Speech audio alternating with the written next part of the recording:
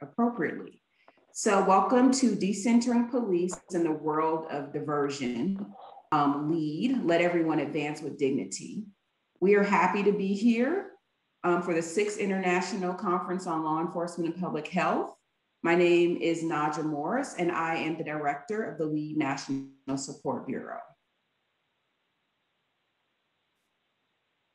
Today's presenters include Lisa Dugard, who is the director of the Public Defender Association located in Seattle, Washington, as well as myself, as I already stated, the LEAD National Support Bureau. I'm now located in Charlotte, North Carolina.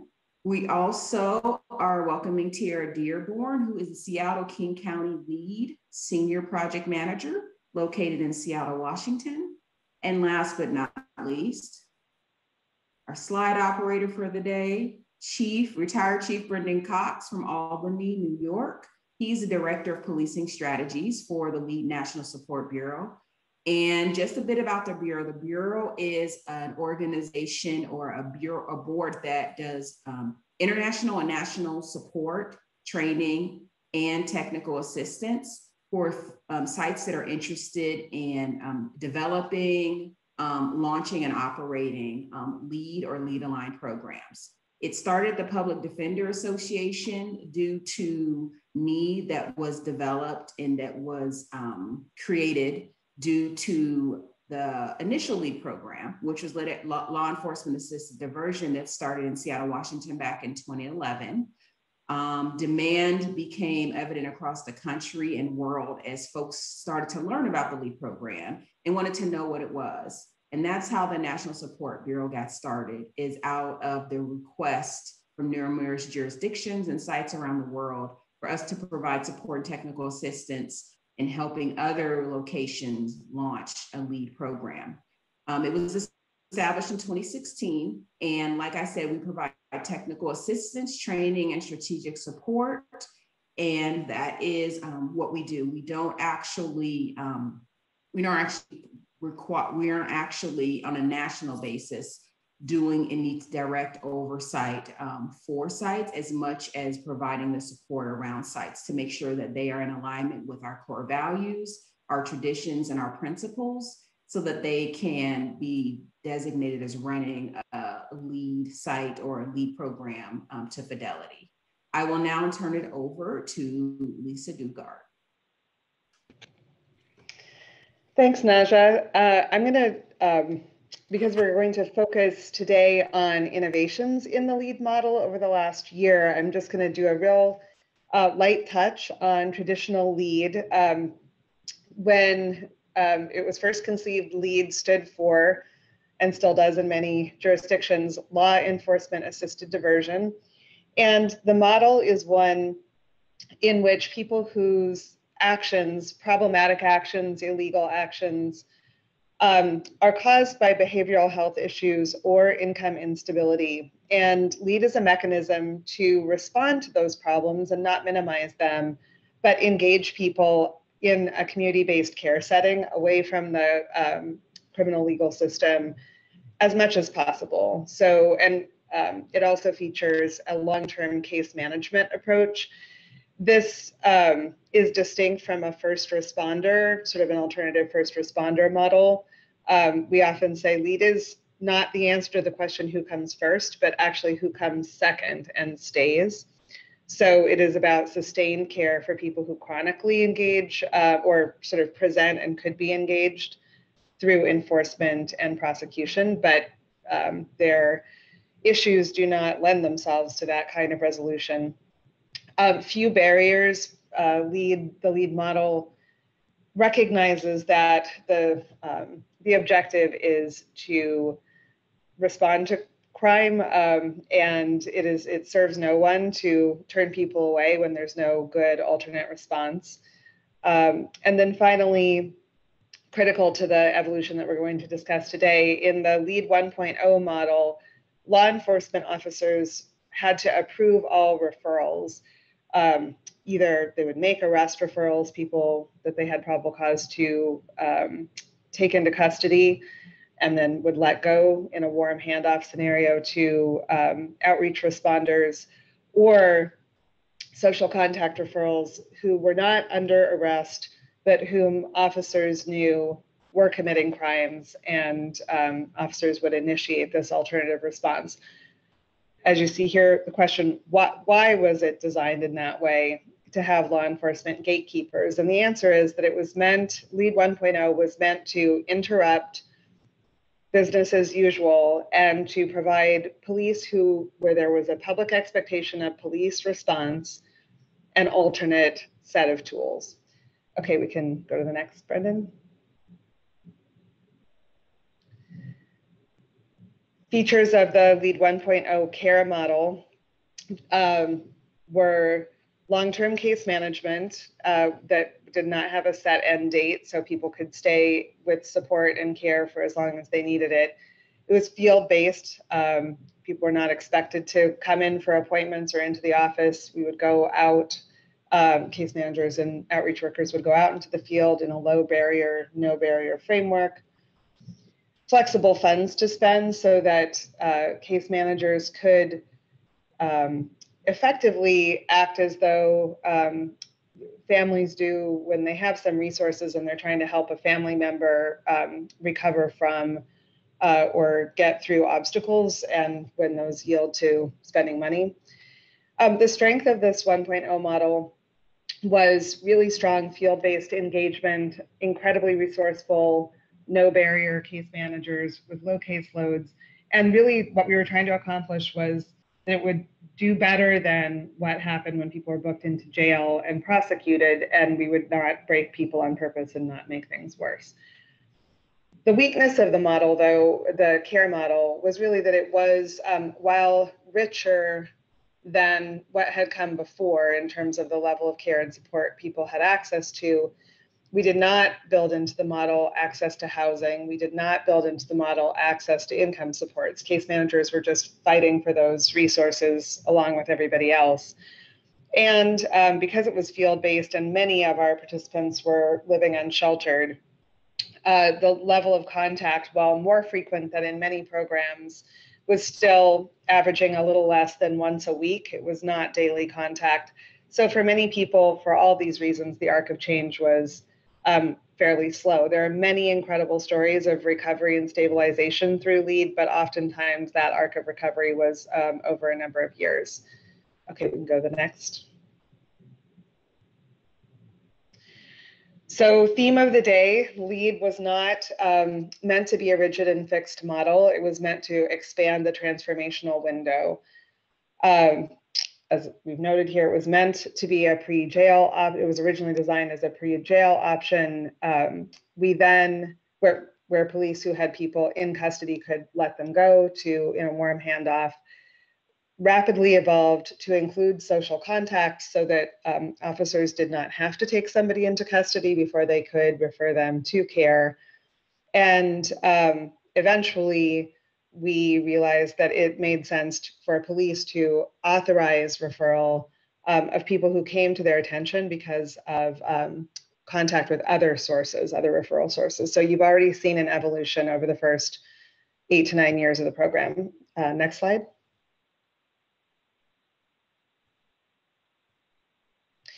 Reforming the reform. So in the last year, we've had rigorous internal conversations about ways in which the LEAD model needs to further adapt in order to meet the needs of the moment and continue to be useful in the evolving landscape, rethinking the role of police.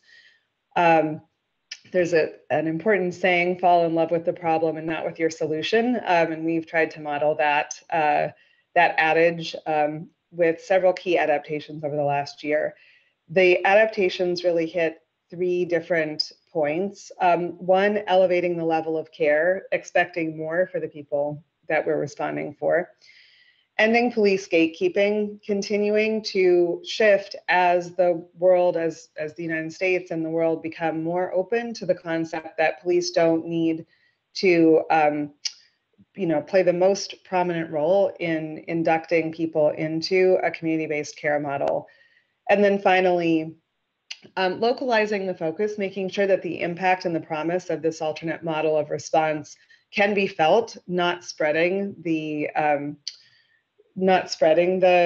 effect of the program over a broad landscape very thinly, but rather localizing and concentrating work in a particular area so that it can be seen that this works very well. Next slide.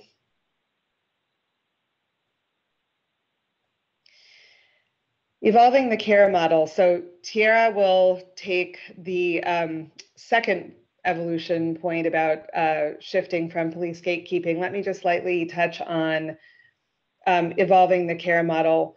The need for this became clear a year ago when COVID radically changed our landscape in the United States and in many countries, really because of concerns about transmission to the whole population. The use of jails, courts, and police shifted almost overnight. Many people had contended that this was the right thing to do for public policy reasons for years, but COVID accomplished in a matter of weeks what public policy debates had not over decades, which was to essentially shut down the ordinary system of responding to low-level crime caused by behavioral health issues. And that was not a triumph, because even though that old system that, there's growing recognition was quite problematic, ceased operation in the normal fashion, so did everything else. And so it's not like some other system had stood up and was coming for people. Instead, in many American cities, people were increasingly abandoned as they had no, due to economic shutdowns, people were, this may not be true in all countries, but certainly in the United States, there was not an established way to gain access to legal income. As the economic shutdown proceeded, people were using drugs, and that has accelerated as sort of mass despair and anxiety rose. People were living in public because public spaces that people had access to were shut down due to transmission fears. So this put serious pressure on the concept that jail or dispersal or sweeps of people who are unsheltered are not needed for public order. Actually, lived the reality that started to unfold in many urban centers challenged that notion. Public disorder began to rise and has continued to rise. So this was the origin of the co-lead model, co standing for COVID, community, and co-responder, using the relief funds that were available in the US to offer interim lodging in underused hotels and much more intensive care teams than we had offered in LEAD 1.0. These teams are providing really intensive support for people with complex behavioral health needs and really challenging behaviors that would otherwise make it difficult to run sort of an interim housing program. This was widely accepted. And let me just say, this was innovation done, and it's kind of our workshop flagship site in Seattle, where we saw a 97% acceptance rate from people who were offered this interim housing in hotels. I noted here, relieved participants in happy neighborhoods. Next slide. Turning it over to Tiara to move on to the second point about ending police gatekeeping and the third point about localized impact. Thank you. So in May 2020, a Black man named George Floyd was killed by a Minneapolis police officer after being accused of using a counterfeit $20 bill to purchase cigarettes. This was recorded, and during the incident, the police officer held his knee on Mr. Floyd's neck for over 8 minutes, which resulted in his suffocation and death. And it was video recorded and spread widely, which resulted in a national and international uprise in the interest in decentering police for problems that are better suited for other approaches rather than enforcement. So LEAD also wanted to adapt, and in June, Seattle Police Chief Carmen Best and local lead program leaders joined in asking Seattle officials to end the requirement that lead referrals be approved by police. So we began receiving referrals from the community, and city and county councils endorsed this starting in August 2020. So police can still make referrals. However, we now are open up to receiving referrals from the community, any community member or provider or group, without the requirement that law enforcement vet or approve these referrals.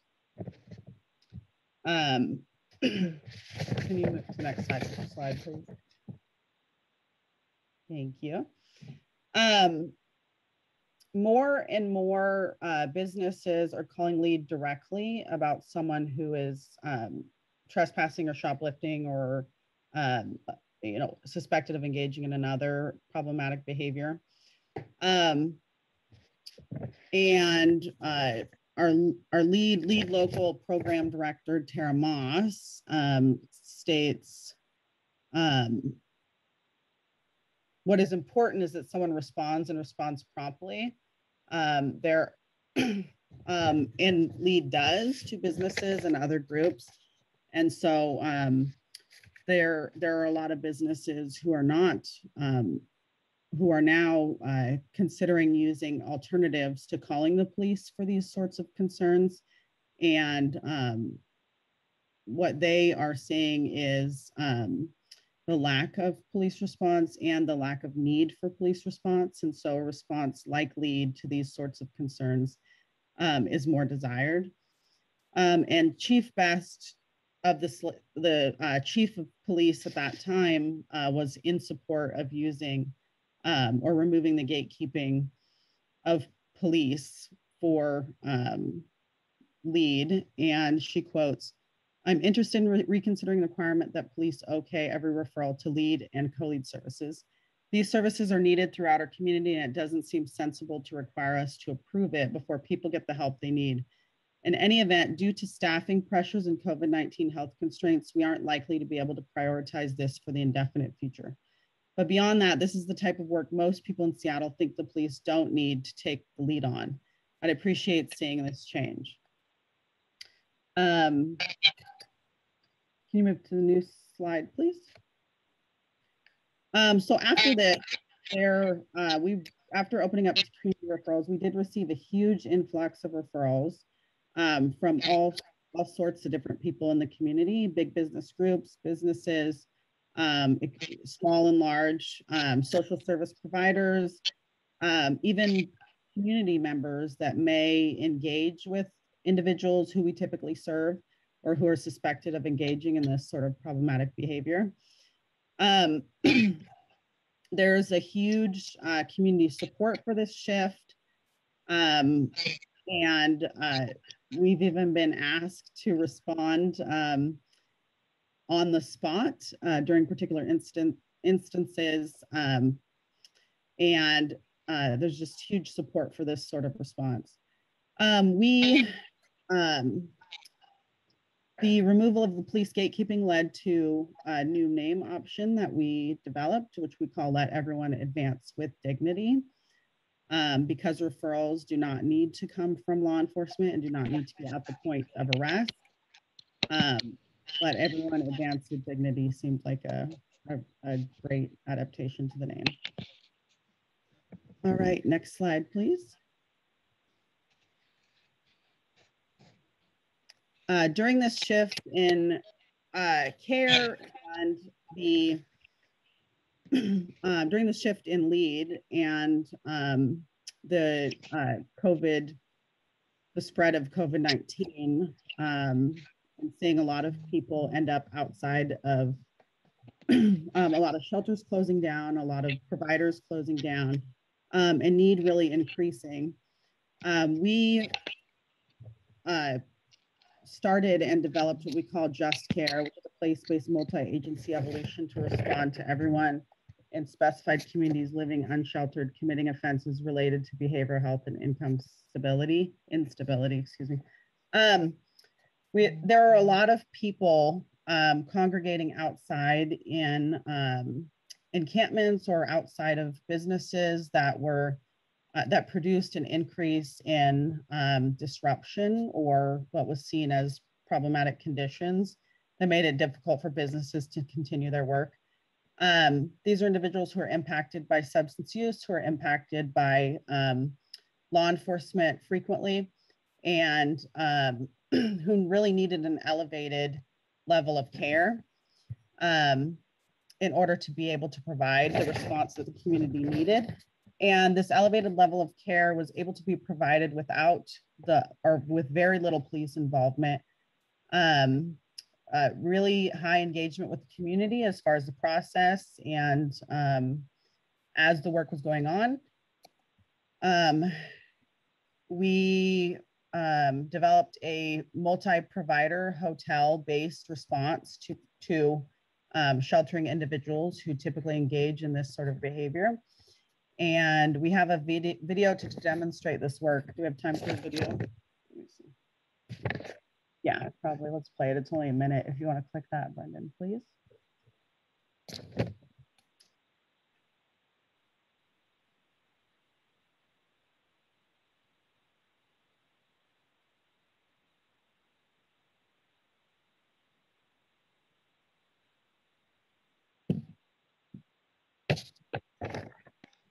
Is that working?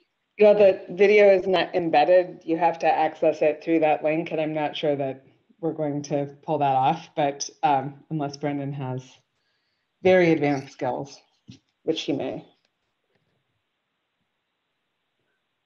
Oh, hey, here we go. He does. Question is can you guys hear it? No. Sorry, everybody. Brendan, there's a way to run the audio through your computer when you share. When you share it, there's a box to check.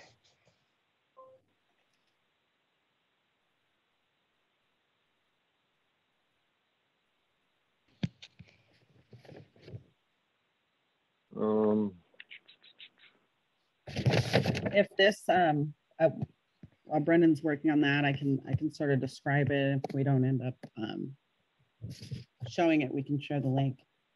Feel free to keep working on it, Brendan, but essentially when COVID-19 hit and many of the individuals who we work with ended up outside in worse conditions or with limited access to providers that they needed. And with jail releases, there were a lot of individuals impacting the community at higher levels and also suffering at higher levels. Do we think the audio is going to work, Brandon? I'm not sure if it's going to or not, but we'll try it. Okay. No?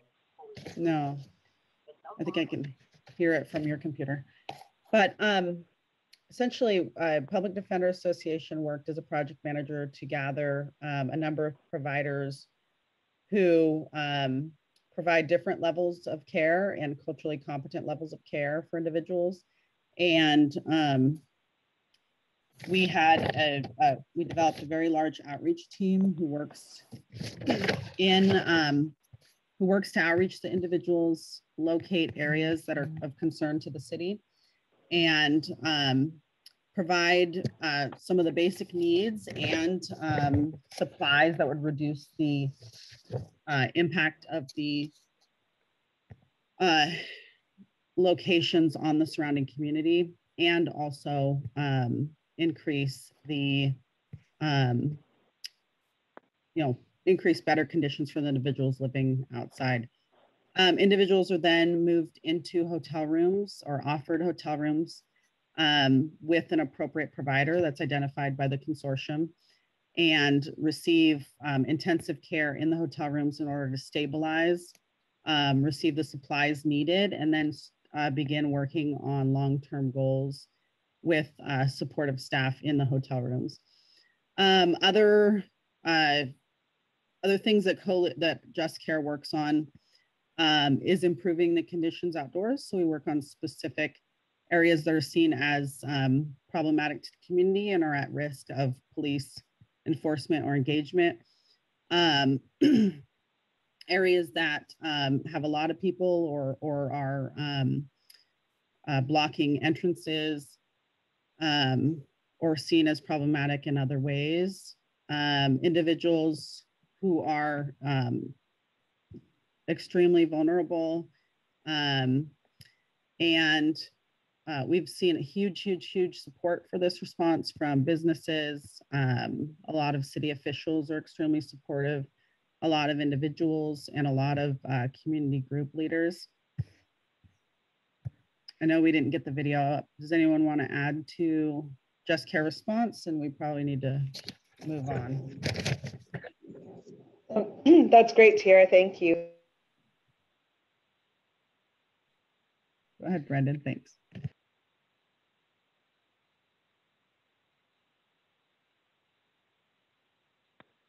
So apologies for not figuring the audio out. I'm not that good.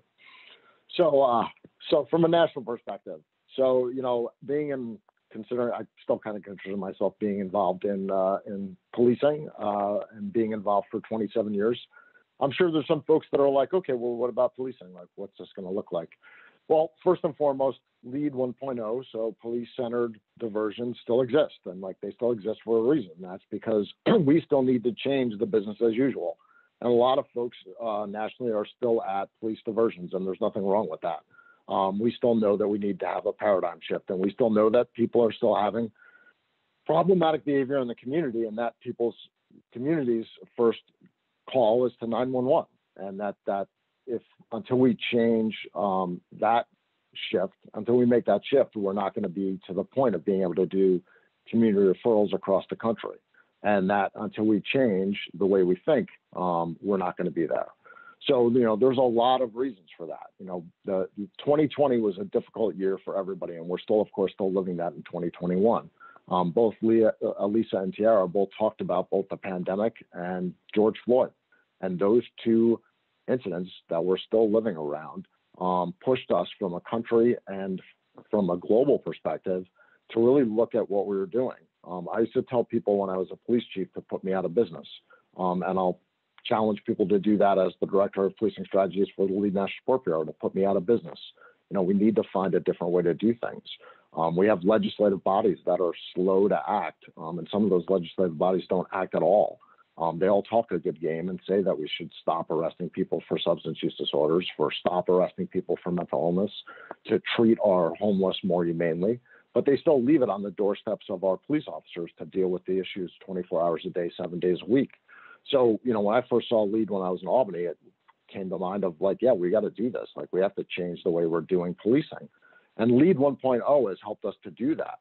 But we need to continue to transition and to make changes and let everyone advance with dignity is something that's allowing us to do that. So from a police standpoint, let everyone advance with dignity shouldn't be an insult, because there's some folks around that look at this and say, well, wait a second, what about the police? Well, this is helping the police. And this is helping the police for a couple of reasons. First and foremost, if we can take away some of those calls for service, if we can take away some of those issues that police on the front line are having to deal with that don't have solutions to, and it's not because the police don't want to have solutions to, it's because the criminal legal system isn't the right place for these issues to exist, then that's actually going to free police up to deal with other more traditional policing type issues that they should be dealing with. I have yet to talk to a police leader or a frontline police officer who says that I signed up to be a police officer to be a social worker. And that's not an insult to social workers either, because 90% of police work is being a social worker. Yet we have an uptick. Look at 2020. We had a huge uptick in violence. We had a huge uptick in domestic violence. Those two issues need to be addressed. We had a huge uptick in overdoses. We had a huge uptick in deaths from overdoses. Those things need to be addressed. Yet we have still focused on problematic behavior. We still have people focused on dialing 911. There was the call to defund the police. That's not a popular thing amongst public safety folks, right, amongst police officers. But what is popular is when we say, hey, let's actually get resources out there to help the police out. When we talk about LEAD and we tell police officers, hey, And when you divert somebody, you can call a case manager and they're going to meet you, and they're going to be able to hand this individual off to a case manager who's not just going to like walk away and say, hey, meet me in an office somewhere down the road. They're actually going to be out and about and working with folks. Police officers like that. They enjoy the fact that there's going to be a resource out in the community. Even when we talk about harm reduction, especially in the U.S., for law enforcement in the U.S., harm reduction is still counterintuitive. When we talk about what harm reduction is going to do, and they recognize the fact that not everybody is ready, willing, or able to make those big changes, and when it's going to be incremental, and when they start thinking about what that all means and that it makes sense, especially when folks have had trauma throughout their life, they actually start to recognize, I'm finally going to get a resource. Well, now that we look at this next step and we look at let everyone advance with dignity, when police officers start recognizing that the store owner might not have to call 911 when they see the regular customer walk in that they see all the time that creates problems in the store, that they won't have to call 911, that they can actually call the project manager from LEAD because they already know the project manager and say, hey, Brendan's back in the store again. Can you do me a favor? He's stealing again. I don't want to bother the police with this. I don't need to. Can you guys see what you can do with him? Because I know he's got some substance use issues. I know he's homeless, and I know that's why he's stealing from my store. I don't want to bother the police. So that case managers from LEAD can start dealing with this. And as Lisa and Tiara talked about, all the services that can come with that. But more importantly, is that this does not cut the police out of this. So one of the key things, we didn't talk about the nuts and bolts of LEAD today because we've all talked about the nuts and bolts of LEAD at this conference before. But the operation work group, like one of the keys for LEAD is communication and partnerships. And at an operation work group meeting, where the police and case managers talk and a facilitated meeting by the project manager, we're able to find out that, yeah, Brendan is actually in LEAD now and he's getting these services. So police officers, those beat officers, those patrol officers that work that area are going to know, hey, I have dealings with Brendan because I do get problematic calls about him. And now I know he's in LEAD. So now I can go ahead and I can call Naja and say, hey, Naja, you got Brendan on your case management group? Yeah, I got him. Okay, he's back out in the corner. Can you just do me a favor if you're out and about? Can you talk to him so I don't have to arrest him? So now there's that extra level of folks that are out there helping out, and we can have fewer and fewer interactions, negative interactions. I shouldn't say interactions because interactions are going to happen, but negative interactions.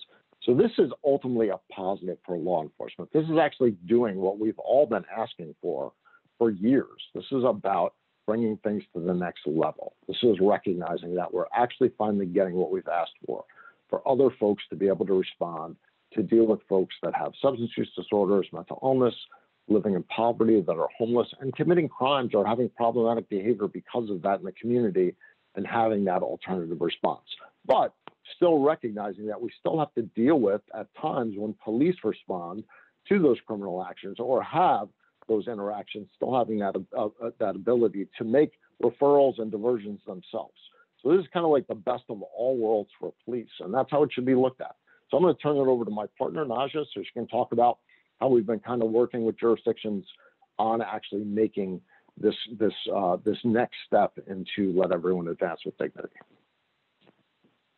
Thanks, Brendan. I just want to say that something Brendan touched on, which is super important to think about, is even as we look at considering the brilliance and the insight of community members and their ability to make really sound, valuable referrals to this program, we can't remove the need for legal system coordination in all the versions along the continuum of LEAD programs. So even if you have a situation where a community is doing all let everyone advance with dignity referrals that don't require police gatekeeping, it is essential that law enforcement continue to be aware of who is actually in LEAD, so that it reduces these individuals' policeability, thus far reducing the likelihood that they'll be in a situation where they can be at risk of harm because of the police interaction. And I say harm because of what we spoke about today, which is that law enforcement are often unprepared, untrained, and really not expected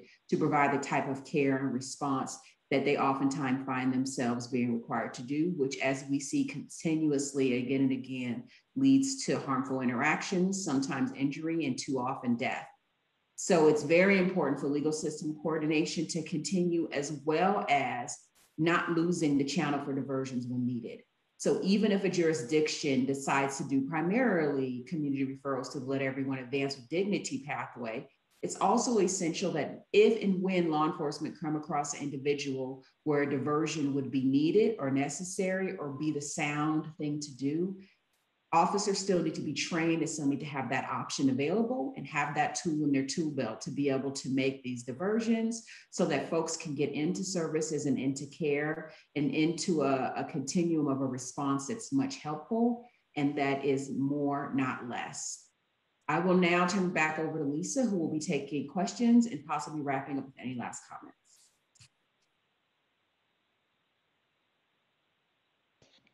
Thank you, Naja. I've been scanning the questions, some excellent ones, and answering some in the chat in the Q&A section. Let me cover the ones that I think are most sort of have broad implications. There was a question about sharing client data, and yes, this isn't really about the innovation in LEAD, but the original framework was based on participants signing having a good comprehension of the arrangement, whereby case managers do share information as needed with other partners, including police, prosecutors, and even neighborhood leaders. And this is in order to organize a better response to that person from all of those partners, recognizing that all of those entities have the potential to have an impact on the person's situation. It is in that person's interest often for there to be care coordination and information sharing. So we place a great deal of emphasis on, in all versions of LEAD, on that upfront discussion with the participant about information sharing and the framework. So it's not like an open file situation. The clinicians, the case managers, are making case-by-case determinations about when to share, and they're doing it because they don't want to leave partners in the dark. So, there's a real problem happening with somebody, and you withhold that information from police and prosecutors who are deferring action or diverting enforcement options. It ends up making those partners look foolish and frustrating the public. So there needs to be enough sharing to legitimize that, that alternate strategy. But there's a framework rule that is crucial to make all of this work, and that is that no one can be worse off as a result of sharing information. The participant cannot be worse off, and the case manager needs to not regret that they did share, because then they won't do it again. So it's all voluntary, and it works. The next question with wide implications and sort of right on time is, what's the relationship between LEAD and the planned 988 alternate crisis response system locally and nationally? Great question. This is what I meant when I said that LEAD is not about who responds first. It's not an alternate first responder model. It's about who responds second. So in our flagship site in Seattle, we take referrals from police, as you've heard, but we also take referrals from Health One, which is our local fire-based, paramedic-based alternate first responder program. And regardless of how the landscape evolves with, who responds to a crisis call, really an enormous amount of change is possible when we focus on there being a chronic behavior response, and that is LEAD. That's really what that. So we're working with people not transactionally, show up on the sidewalk, do sort of medicalized response rather than taking people to jail. We are building a relationship that endures for weeks, months, and sometimes years in order to intercept the very predictable ongoing situation of that person and stabilize them, with the goal of, one goal is to ensure that there are no more crisis or emergency calls related to this person, because they're engaged, they have a plan, there's a care system wrapped around them. So LEAD is really an alternate plan for many people to emergency calls that when Tiara described businesses and neighborhoods directly referring people, this is in lieu of calling 911, it is in lieu of calling 988, it's in lieu of calling any emergency responder. And when those emergency responders are on the scene, they too can call LEAD in for follow-up. And then there was a question about co-response, which actually I'm going to ask if my colleague, I'll keep scanning questions. I think I'm the only one that can see them. So I'll keep scanning questions and ask if Naja and Brendan can distinguish LEAD from co-response models while I keep looking. Yeah, a lot of the co-response models are responding to folks that are in mental health crisis, but aren't necessarily involved in committing criminal activities. So we often distinguish LEAD when we talk to jurisdictions around the country that are doing both either co-response or CIT and LEAD, and really distinguishing the two by saying that when folks are involved in criminal activities and that kind of problematic behavior, they often fit LEAD, and when folks are really getting calls for service around mental health crisis and aren't necessarily involved in committing criminal acts, that really fits a co-responder CIT response, but that there needs to be some kind of open form of communication between the programs to ensure that there is some kind of coordination, and that many times there is crossover, but that is the delineation that we make.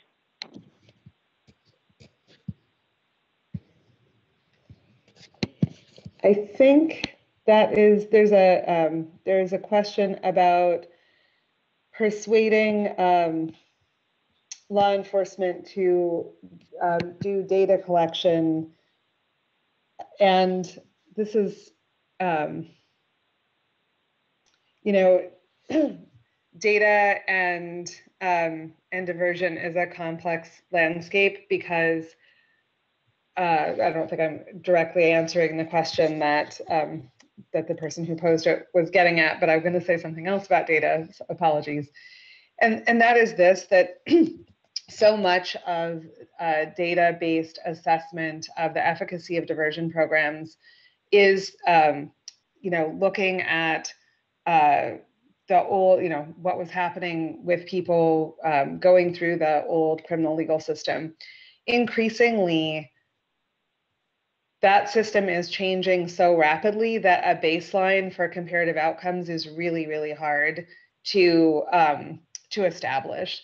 And I do think that we have to, at this point, recognize that so much is known about what works and what does not work, and what actually causes, what impedes people's path towards stabilization and recovery, that communities can make choices to adopt and pursue these programs. I mean, you can call it LEAD, and LEAD is a, you know, a known framework with core principles that obviously we we champion for reasons, but we don't, you know, we don't own these ideas, and it is not rocket science to notice that community-based care works better than inducting people into a system that on purpose interposes obstacles and burdens and barriers and disabilities for people, that makes it harder and harder for them to succeed in life and imposes and inflicts new traumas. We know this. Use of data at this point in many communities almost seems to impede the embrace of this new road. And I would really urge that we kind of take the next step and use data to refine models and notice what is working and what isn't working, and make model refinement rather than as an initial gate about whether to move in this direction or not. In Just Care, the program that the elusive video shows you, if you get a chance to look at it, we're doing a real-time developmental evaluation of that program led by a researcher at the University of Washington.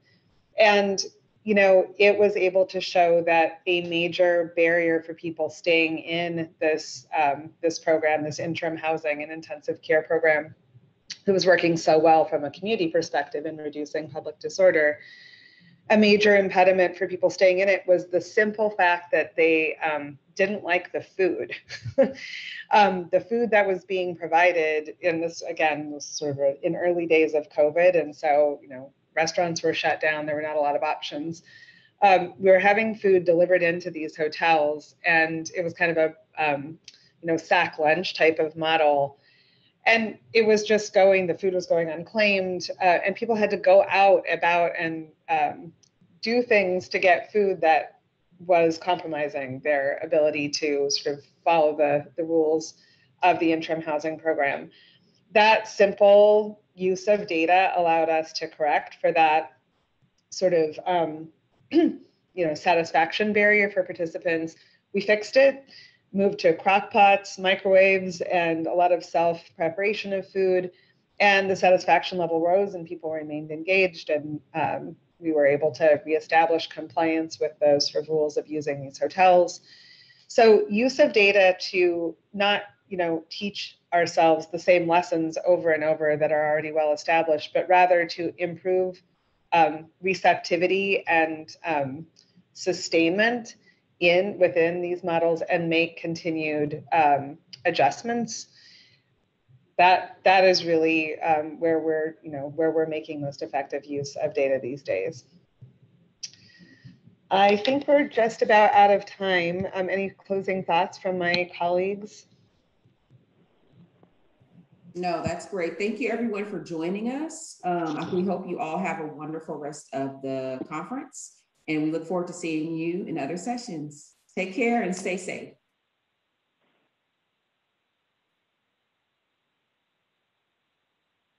I think I have one coming in, another room coming in, so I think we got to jump off. Bye, guys.